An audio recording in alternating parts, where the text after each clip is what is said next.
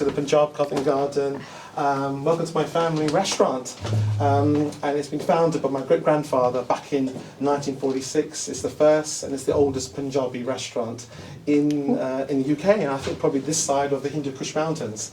Our food is super yummy. And, if you say so yourself. It is. And I just want to say, Shay, thank you so much for coming today. Thank you. Hosting this In Conversation session with Indiraa. Indiraa is a family friend. Yeah. And did you know that during lockdown, Indiraa was kind enough to come to the Punjab and actually make some food part of our campaign to reach out to our homeless friends on the street. We had a tough lockdown, but the Punjab remained open and worked with lots of charities of faith and no faith. Please stay on after the conversation. There's food, plenty of food upstairs. This is the Shaftesbury wing, the heritage restaurant, the main restaurant. It's actually next door, and you're all welcome to come and enjoy our food. This actually is quite a special place, Indiraa. I know you admire the Beatles, in particular George Harrison. Yeah, he's my inspiration. Wow, really? One of them, yeah. Well, I've got something to tell you. He actually... He's here tonight. He's even alive. There's actually a connection with the Beatles and George Harrison in this particular room. In this room? In this particular room. During the early 60s, they would actually dine here. Wow. It was a steak restaurant, and they would actually eat in this room. Wow. But more importantly, they would write songs and think of ideas. Oh my God. And one evening, the event was actually captured on camera, and that photo appeared in that next day's Evening Standard. And that photo is right there. Amazing. Back there, and that's where the Fab Four is. It's 1963. Oh, wow. 4th of October, in this room. The Beatles in this room, captured on camera. It's amazing. And that's why this room is magical, it is blessed, it is spiritual, and it's just a wonderful, wonderful room. And just really, that's the link. It's incredible. Oh, I love you, yeah. So just recap, no phones, please. And without further ado, I'd like to introduce to your host, the incredible and amazing, remarkable Shay Grewal, in conversation with Indiraa. Thank you. Thank you to Amrit. You put your hands together for Amrit. Thank you, Amrit. Thank you, Amrit. I'm a proud British Punjabi, so this is amazing to be in, and it's quite embarrassing that I've not, as of yet, been in Punjab Restaurant, but how fantastic to be here in such a historic room. So thank you, Amrit, and also such a pleasure to be your host for the evening. For those of you that don't know, my name is Shay Grewal. I'm a BBC broadcaster and presenter. You can hear me in the afternoons on my drive time show on BBC Radio London. But for tonight, I am here as your host of the evening. And I know some of you will know Indiraa, but I've actually wanted to start the evening by just giving you a little bit of context of just how fantastic this woman is. Indiraa, of course, as many of you will know, is a UK-based artist, singer, songwriter and entertainer. Former tennis star who, of course, is a podcaster, a radio host herself, and has topped the world charts. Now, born and raised in India, she's always had a passion for music and lyrics. We're going to be delving into conversation, as I'm very intrigued by the fact that as much as she may have started playing tennis at the age of 14 and sports was her passion, inspired very much by her own personal challenges, she wrote her first song at the age of 55. In 2017, she teamed up with Livingston Brown and produced a duet with reggae legend Maxi Priest. She has been recognised with a British Asian Award, has met Her Majesty the Queen, the late Queen, and is a pioneering British Asian artist. She's got multiple top 10 D-Day charts, which we will be talking about, and has launched a podcast called Musicians Against Depression. Very much, I think it's fair to say, is on a mission to share her voice and has quite an indomitable spirit. If you could please put your hands together for the lady who never tires, the music and entertainment queen, Indiraa. Thank you very much. Thanks a lot. It's lovely to be here. It's fantastic to have a chat with you this evening. I think the first question many will want me to ask is, how do you not tire? Where do you get this fantastic energy to do so much. I've had the fortune of interviewing you on many BBC platforms over the years. That's right, yeah. And each and every time I talk to you, there's another project that you are working on with all of your passion and might. Where does that come from? Coffee. Lots and lots of coffee. yeah. And I think it's that. And also I'm very lucky because I have had a lot of support from Rajiv, my husband. And anything I decide to do, he's out there saying, yeah, we can do this. And the next thing I know, it's actually out of my hands, just so you know. and he says, I think the format should be like this. And then I just follow, and it just works that way. So, I just let him believe he's in charge. That's it. I think that's what many of us ladies and wives do. I'd like to kind of start from the beginning if I can. I mentioned earlier on you were born and raised in India. How much of your upbringing has played a part in the key passions that you have now? So you were born in India. Yep, I was born in Bombay. Well, now it's Mumbai, but always was Bombay to me. I was born in 1958, and when I was 7, we moved here to England because my dad was a pilot and was kind of transferred all over the world, and I was here for 3.5 to 4 years in school, went back and finished my schooling and universities stuff in India. India's in my blood. In one of my songs, I say it's in my blood, it's in my veins. Indian summer and monsoon rains, so it's always going to be in my blood. But with that, of course, you have had quite a career because you started tennis at the age of 14, played it professionally. Semi-professional circuit, yeah. The Indian circuit was not that hard. Okay, but still, I think better than most of us. And some would say when you've achieved something like that within the world of sport, why not continue down that route? But actually, did you always love tennis? Was it something you were encouraged to do? I think my dad kind of encouraged us. He always believed that whether you marry a prince or a pauper, you hold your own in society no matter what you do. You should be able to be an all-rounder. So we were encouraged to do music, dancing, sport, anything and everything under the sun, really. And I actually started tennis because I was very overweight as a kid. And I wanted, at the age of 14, of course, you get very self-conscious and actually feel very cast out, really, until you're one of the group. And I started training so I could kind of fit in school rather than stand out. Very stand out. so yeah. And when was it that you stopped playing tennis, or is it still part of your life now? It's not. It is part of my life because my husband is still playing on the senior tour and is ranked 2 in Great Britain, and that deserves a round of applause. I mean, that's. But I stopped at 27. I had injuries. I torn my lateral ligament a couple of times on my leg, and I still have issues.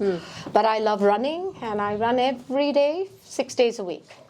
We're going to talk about that because when I first met you, you also were into boxing. You even got me in a boxing ring, which for anyone who knows me, that's not my thing. But it's fair. I think it's fair to say that from a young age, there's an energy that has kind of pushed you forward, but it's not always been an easy ride for you. No, you're very vocal and open about that. Before we delve into that and the work that you've been doing with music, when was it that you met your husband? So Rajiv and I met when he was 14 and I was 17 and a half. The half counts, okay, because it's short of 18, because otherwise I sound a bit strange. But I was his best friend's girlfriend. And we went to play on the Dutch circuit some years later, came back, eloped and got married. And that was 42 years ago. Wow. Congratulations. 42 years ago, but then what brought you both here to the UK? When was it that you both decided that UK was going to be home? Okay, so that was a con on his side, because when I was in school over here, it was in the 60s, and there was a lot of problems in the 60s. So I never wanted to go to England. And even on our honeymoon, I said, I will go anywhere, but I'm not going to England. And so he set up a business and his offices and everything, and even narrowed down the apartments to 2, and told me on the 1st of March, he told me on the 1st of January that we were leaving on the 1st of March to live in England.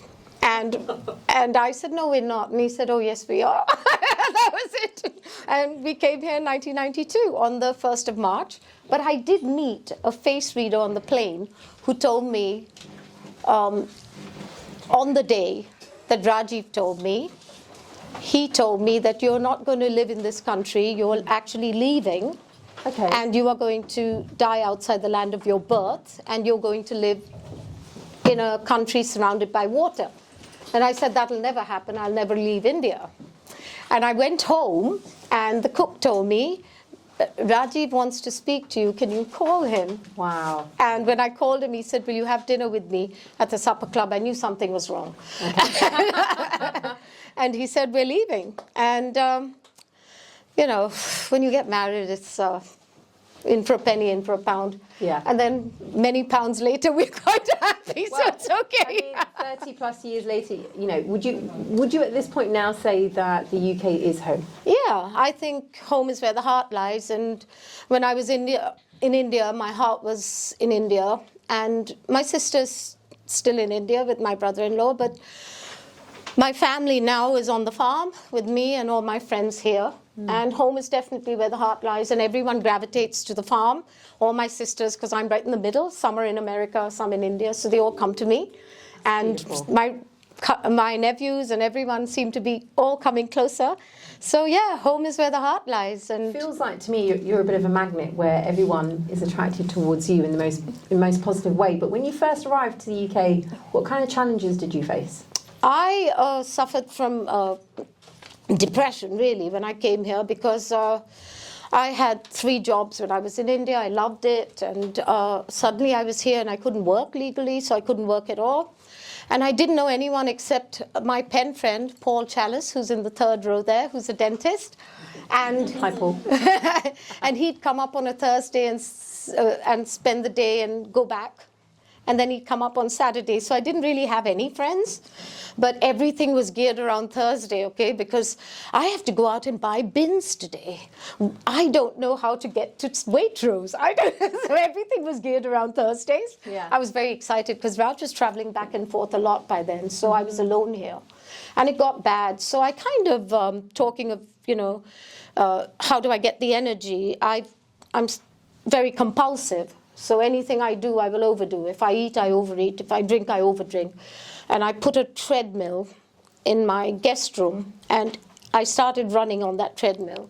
And I was literally like a rat in a lab, because every time I was stressed, I'd get on the treadmill, and I'd run and run. And I started doing that to gain some control of my body. So I started yo-yoing. I went, 81 kilos to 50 kilos to 81, 55, and it went on like that. And it was because I had totally no control over myself unless I controlled my body. And that is basically how most people with depression do manage somehow. And so during that period of time when you're going through some really difficult bouts of depression, which I know you're very comfortable to talk about, you talk very openly in your podcast, at what point was it that you realised that music was going to be your therapy? I never, I was the least musical out of all my sisters. I can't sight read. I can't play an instrument very well. I mean, I can play the guitar really badly. I can play the piano even worse. So it's like basic chords, that kind of thing. So I kind of thought that I was going to have any other sort of career. I never thought I'd get into music, but then I moved to the farm, and my kickboxing instructor at the time, Tom, was a drummer and had his own band. He's here as well. And he's now my son in every sense of the word. He is part of my family, and he started dragging me into music. And all the people, his random friends would come and stay on the farm. We still have to talk about that, by the way. And they were all musicians, and they'd all land up staying with us, eating with us. And they'd say, oh, can you do some harmonies for me? Can you do this and that? And then I went into singing on gigs with them. And one of them, interestingly enough, was a Bee Gees gig. And one of the Bee Gees didn't show up, and I was Morris. It was not a very good night for me, but it was okay. So Tom and I actually do the podcast. It's his baby. He started Musicians Against Depression. He's also suffered with it for years. And this was one way we felt we could do something for musicians. I don't know if anyone else is noticing this, but every time I talk to you about yourself, you really do bring in and discuss all the other people in your life. And I think that's actually quite a beautiful thing, because clearly you are someone who is so giving and giving so much. But they are my life. They are. But tonight it's about, I think, for everyone who's here, to really understand and celebrate you. And with that in mind, when we started the conversation, Amrit mentioned, and it was really important for the audience to know, that this room is quite an important room. The fact that you take a lot of inspiration from George Harrison, and you love the Beatles, and of course the Beatles used to write many songs here. So I would like to go back to that moment at the age of 55 when you wrote your first song, because it's really unfathomable to me. I have to say, I love music, but it would be the worst thing in the world if you were to say to me, put a pen to paper and start writing. I would literally not know what to do. I'd probably write Twinkle, Twinkle, Little Star. Like, literally, it's something... legend. It is. That's what my 6-year-old daughter would say. But to me, that is something I'm very intrigued by, because the songwriting process, to take a plain paper, put pen to paper, and at the end of it say, there is something here. And especially for you, using that as your therapy, I'd like to delve into that first moment when you started writing your first song at 55. So the first song I wrote was Shrink, and needless to say, it's indicative of where I was heading most days of the week, and followed by Bipolar. Do you see a pattern for me here? Shrink came about because I was confused with what this chemical crazy was in my brain, and I couldn't understand it. So I tried writing it down to try and understand what I felt. And that's when I wrote, I need a big soft pillow in a padded cell because I'm a real live wire in this living hell. And that was exactly what it is. Depression is you are a live wire in living hell. And Shrink actually was very helpful for me to understand where I was coming from, and I did dedicate it to my shrink. And when it did get to number 1, I called him up myself. He can't forgive me though, because his grandchildren love it.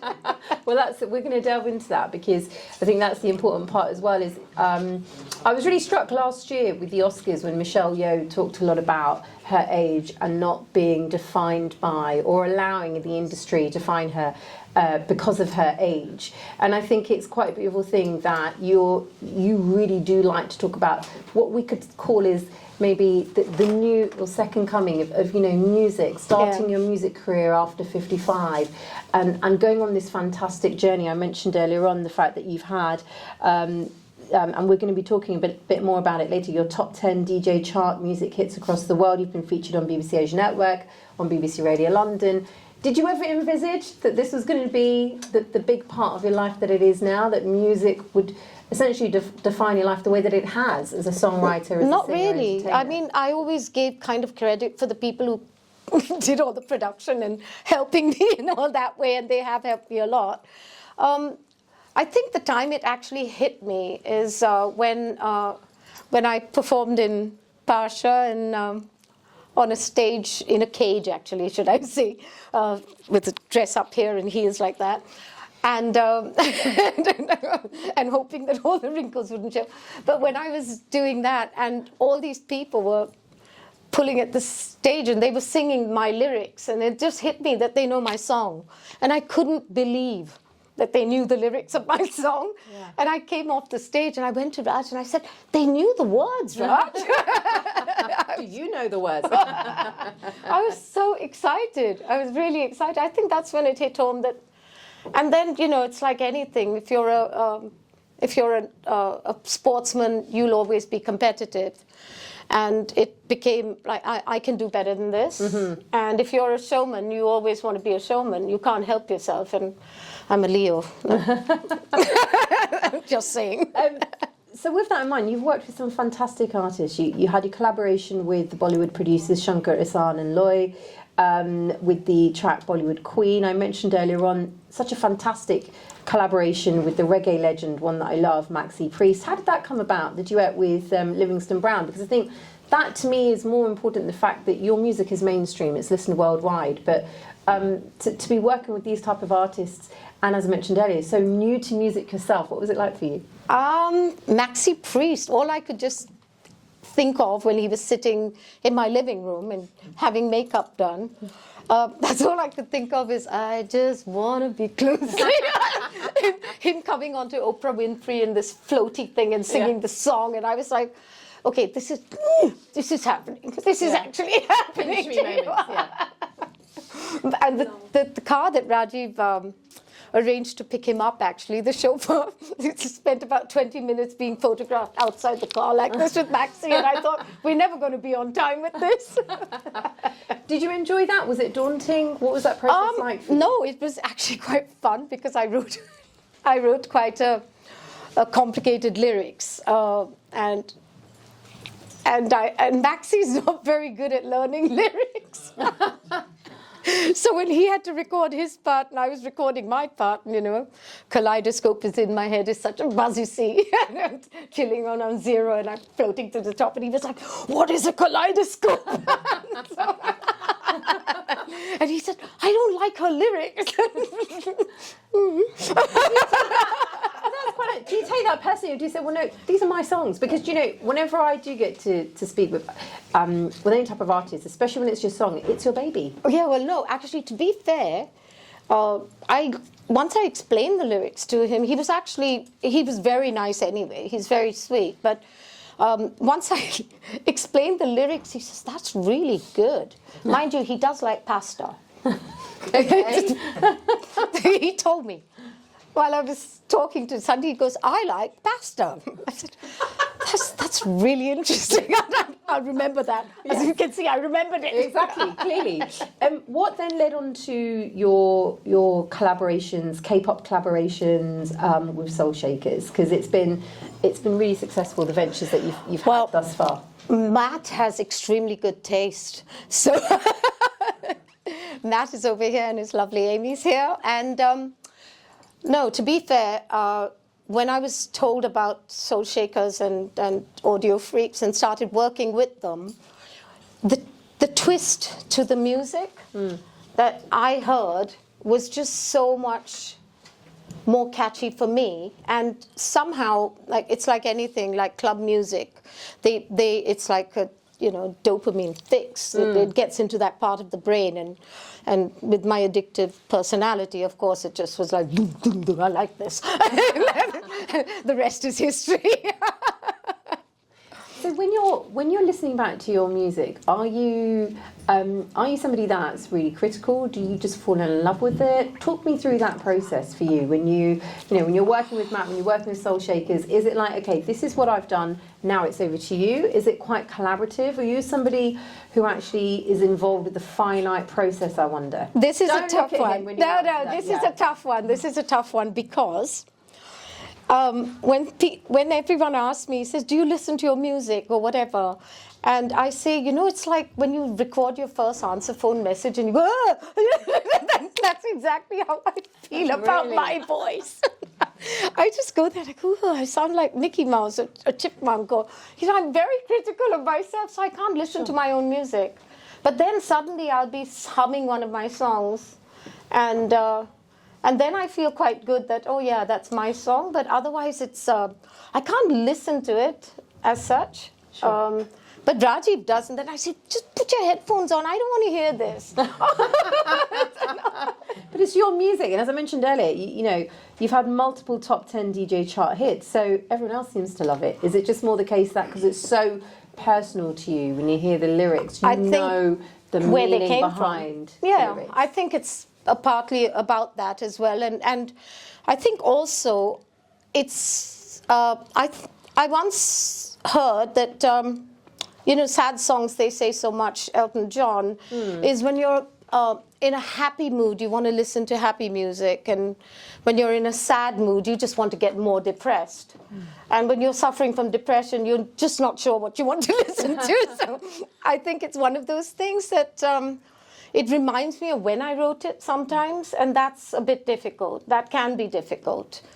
And I can get quite emotional, and you get this kind of knot in your stomach. So like when my mum passed, I remember Mother Indiraa is one of my favorite songs ever, and I'd written it about my mum. And when Mum passed away, I was rehearsing in the, because I had a gig for an Asian event, and I had to do a few songs. And one of them was Mother Indiraa, because it was coming up to Mother's Day. And I couldn't get past the first line.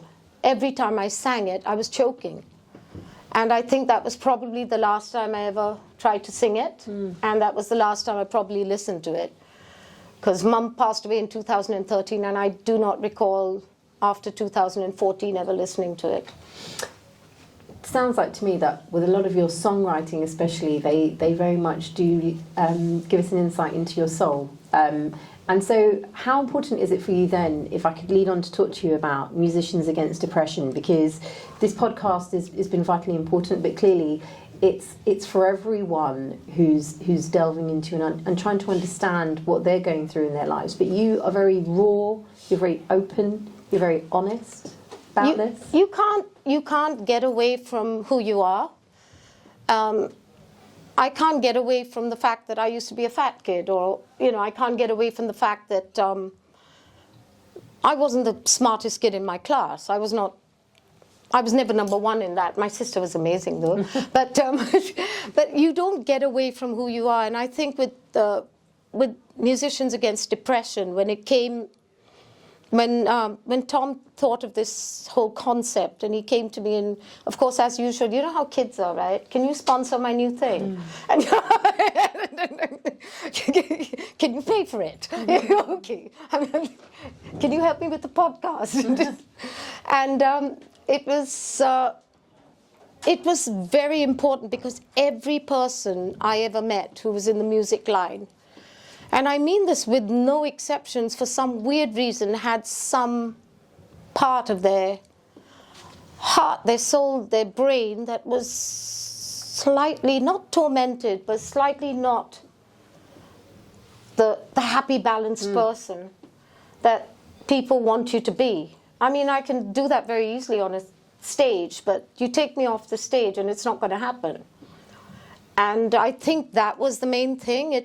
I know when I look at a musician, one of the reasons they're tapping into music, it's because they're singing about their souls, they're writing about their souls, they're feeling. And when they're happy, it's going to come out, and it's going to come out in that form. And it's when they're sad, it's going to come out in that way, but on their own. But when they're on stage, they just do what they have to do. And I think that's the main thing. I think a lot of people have, at the moment, depression is like, it's rampant. And it has to be addressed, especially in young kids and teenagers. It has to be addressed. And what's your thoughts as we talk about that in terms of the context of social media? Because, we've seen, I'd say definitely in the last decade, the way in which it positively impacts people, especially musicians and their careers, but also the detriments behind social media. What's your take on that? I think social media's got its plus points. I mean, I promoted my music very well on social media, but I can also say, if I take a picture of myself without filters now, I'll go, ugh, who's that, Right. And if you think of a teenager has the filters, the this, the that, and she can face that person, but then she puts her phone down, looks in the mirror. What exactly is she saying? And how much is she going to do to herself before she accepts that she can't hide from the fact that this is all, to quote Donald, this is all fake news. I'm sorry, but it's you have to, I think social media has its pluses. In terms of negative, it's very easy to become who you want to be.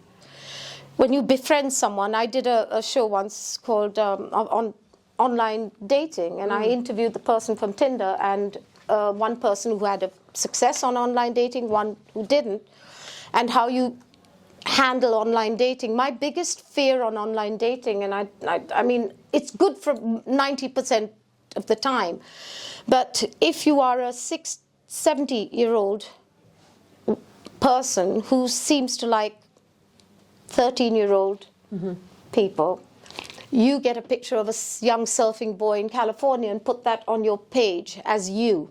And you groom and groom and groom a 13-year-old girl who's not confident, who's not popular in school, who's not the it girl, who isn't part of the big group, who's not the cheerleader, and suddenly there's this handsome surfer from California who keeps telling out, and then slowly, well, come on, take your shirt off, all this, and then I'm coming to visit you.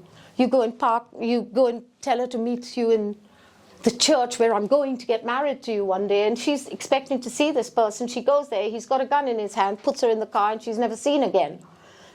How do you explain who's responsible for that? Is it the 13-year-old girl? Is it the old man? Or is it the fact that he had access to being whoever he wanted to be? So as you talk about that, that's the other element I did want to delve into, is not only are you a singer, songwriter, you do a lot with your work, especially around advocating and discussing mental health, but you are also an activist. And it's quite important, I guess, for people to understand that part of you, because you are somebody, as a South Asian woman, who has been very vocal in the last 30 years. I mentioned earlier on that you have been a recipient of the British Asian Award. You also were invited to Buckingham Palace to meet Her Majesty the Queen, or late Majesty the Queen. How important has it been for you as a brown woman to be vocal and talk about these type of topics, which oftentimes we don't get to hear, to be very frank with you? I think it's important, whether you're any colour or creed or age or whatever, to be aware of what's out there. And I think with Asian families, dare I say it, they can be more sheltered. And if you're more sheltered, there's the possibility that you will fall victim to, or prey, should I say, to a situation like this easier. And unless the parents, the children themselves, the teachers are actually telling you that this can happen, or please be careful what you're doing with your lives, because honestly this can become a problem. I know as an Indian girl, I was brought up in a family where, in spite of my father being a pilot and traveling all over the world, my curfew was 7 o'clock in the evening, and if I didn't come back home, then I was grounded. No tennis the next day. So for someone who's grown up having her first New Year party after she got married, it's weird that I've actually come here and done some of the stuff I've done, because when I think back on it, I was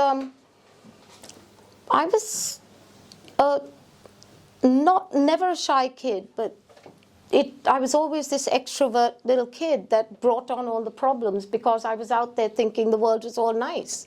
Everything was nice. Everyone was nice.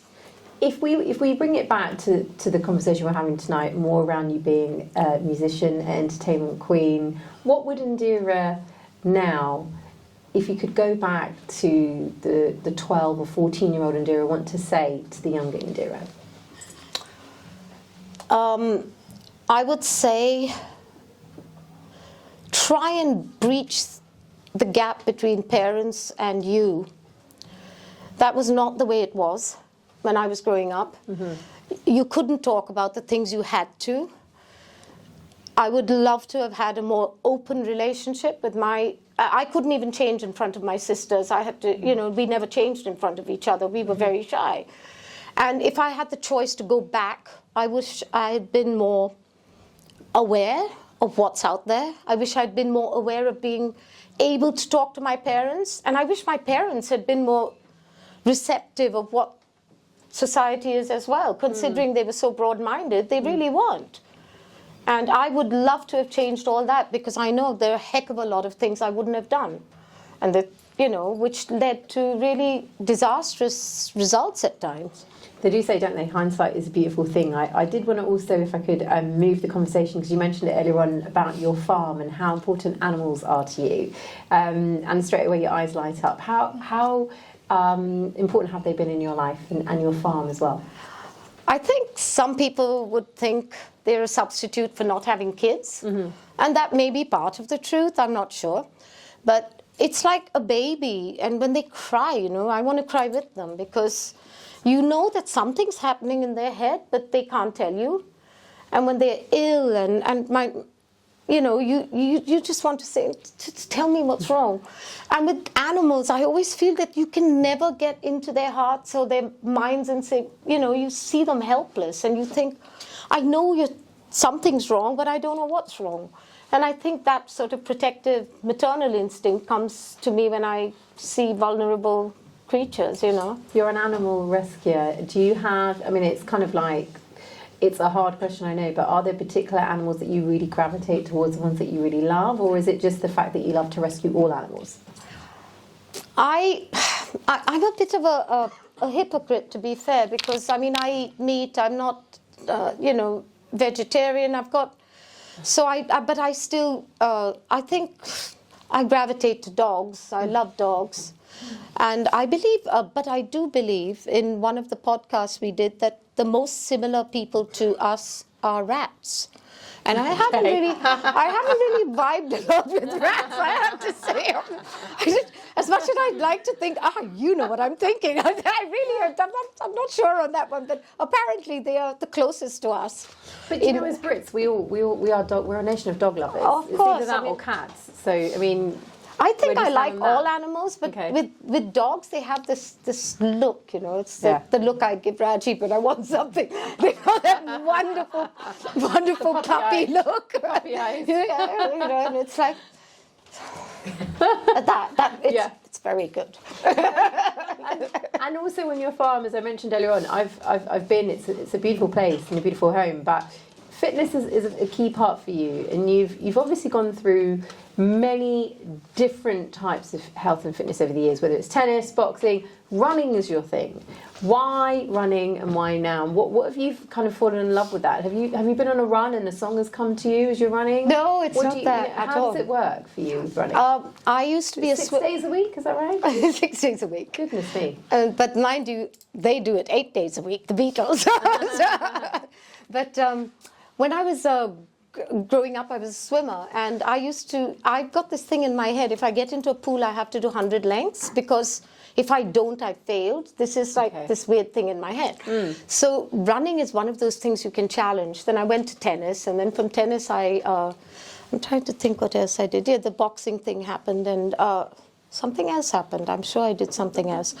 But then I started slowly and surely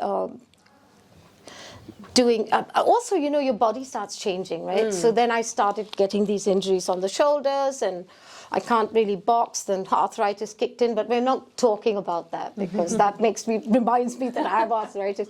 But then you can't really box and stuff like that. But although my legs are my ankles are a bit weak, it's one of those things that you can really challenge. So when I was 30, I used to say, okay, I'm going to be able to run 5 kilometers every day. Then at 40, I said I'm going to do 7. And then when at 50, I said I'm going to be 10. And now I'm in my 60s, I do 12. So it's like a challenge that I can actually beat myself at something, which is not. I don't like to go to gyms, okay? Gyms, I have my own gym, because if I run next to a man, I want to run faster than him. And if I do. And it's horrible. And if there's a lady over there, I'm like, at your core, isn't it? I can do this. I can do this, It's terrible. I can't go into the gym and watch someone pick heavy weights up. I'm like, loser. I could have done that if I didn't have any problems. I want to bring it back to the music then, because with all of the world charts that you've hit, with all of the fantastic career highs, what motivates you for what's next? Because it's quite clear there's no such word as retirement in what you are doing. In fact, I would say you've only just begun, even with all that you've achieved. So what is next for Indiraa? I want to, if I had to be very honest with myself, obviously I want to do a lot more for musicians and people with all the problems they've had. And I've had issues with a lot of, mental problems otherwise. But also I would love to be honest, I'd love to write a song that sort of, that goes down in history as such, that... I'm not talking about winning a Grammy or I would love that, but I'd love to have a song that actually, when the Gulf War broke out and I was in India and I put on CNN, I went to the Oberoi Hotel to watch CNN because we didn't have it in our homes at that time, and I remember going there just to listen to CNN, and I thought. I was talking to a friend of mine on the phone and I said, why can't the world be like the Beatles? And this is funny because I said, imagine all the people living life in peace.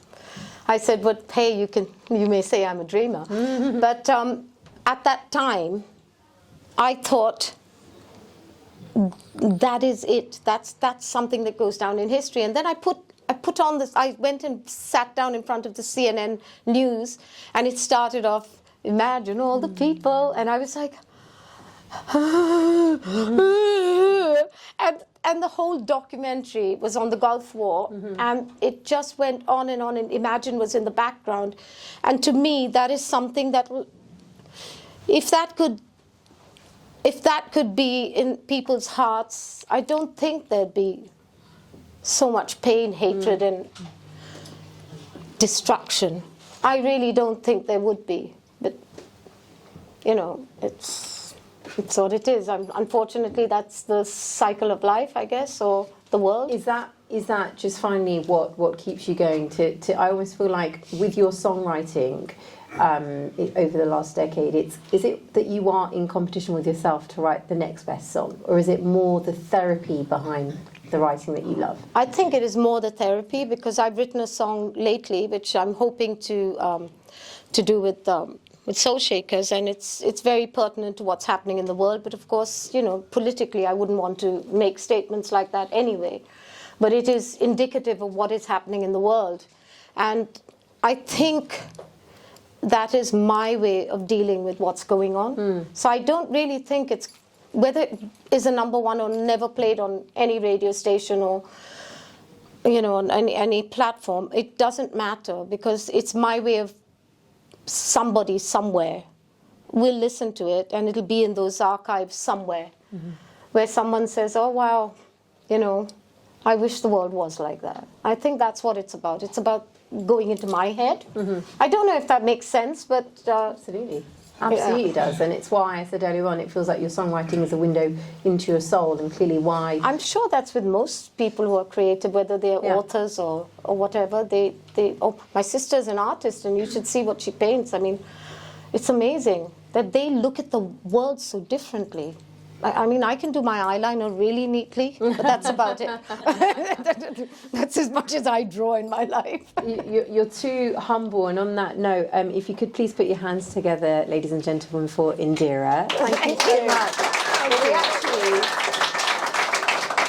do have a special presentation for you now, on the basis of what I was just mentioning with regards to your music and your songwriting. If I could ask Matt Myers from Soulshakers to come to the front, please. International producer who's got a special presentation to make just now for you, Indiraa. I'm going to put this down. Yeah. This is my big moment. Been waiting a while, building up to it.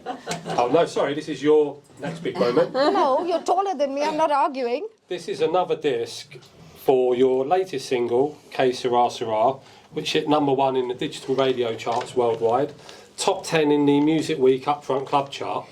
The important thing to realise here is she's had #1s in the UK's Music Week commercial pop chart. That's really something quite serious, actually, Absolutely. So, the competition. When you're in this chart, the Music Week commercial pop chart, if you look in the top 30, every other single is a priority single on a major label. These were independent singles. Oh, I forgot to mention, each one of those singles has also had tens or hundreds of thousands of pounds spent on getting them there. These haven't. These have been our core team, our family, love music, love dance music, spent our life in the trenches getting to this point. Love her, she's amazing, amazing writer. And like the energy put these there against all the odds. This one is top 10 in the upfront club chart. Let me hold it up for you. So I don't think Pratima quite understands that. No, I don't. So these are the commercial pop chart. There's not that many pop songs that are promoted because generally a big pop song is 100,000 to £2 million marketing budget to push it through and convince us all it's amazing. These haven't had really much or any budget at all spent on them. They've all started with the DJs worldwide, which is our background. DJs love them. Music's right, the lyrics, everything. That's why we jumped on this, because the lyrics connect. This, however, is aimed at the upfront club chart, which has probably got 100 times more per week singles aimed at trying to get in that chart. So if you think of Spotify's got 100,000 songs per day right now being released on, you know that. 100,000 songs a day are released. Globally. That's a lot of songs Yeah, absolutely. pushing to get the spots. I just want to say, so, because I haven't told it to you like that. Yeah. So you understand. Context is important. Yeah, it is. So you understand, these are like, It's huge. getting top 10 in the club chart. Think of all the biggest dance Exactly. and club records Yeah, right now. absolutely. Like, it's bigger than what you actually realise. And it's because of the DJs who love, like, the tracks are one thing, the mixes are one thing, but on any big song and track that crosses over, it is the lyrics. Absolutely. And the reason we ended up working with Pratima is because she is, look, we have so much fun, don't we? Oh, we do. We always have for many years now. It is the lyrics. And we eat together after that. Yeah, we just have a laugh. It's the lyrics and the ideas, though, and they've led to all this. So that's my little speech. But well done Huge to you. congratulations to Indiraa. Well done. Thank you so much, Matt.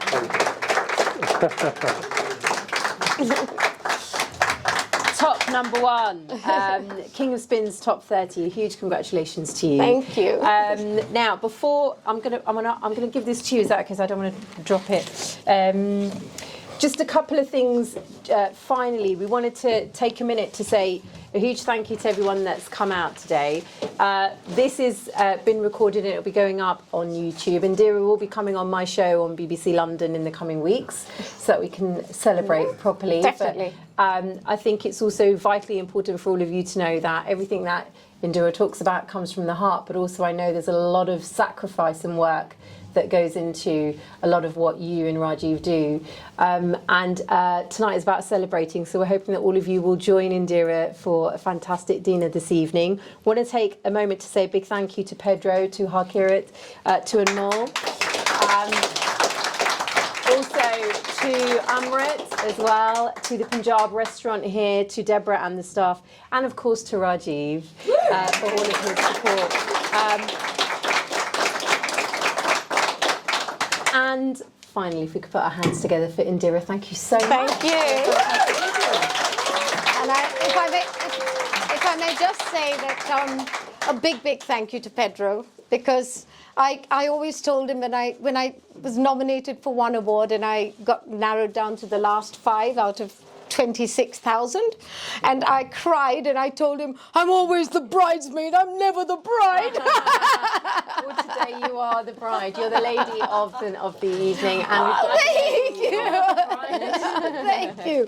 I'm not tossing this, okay?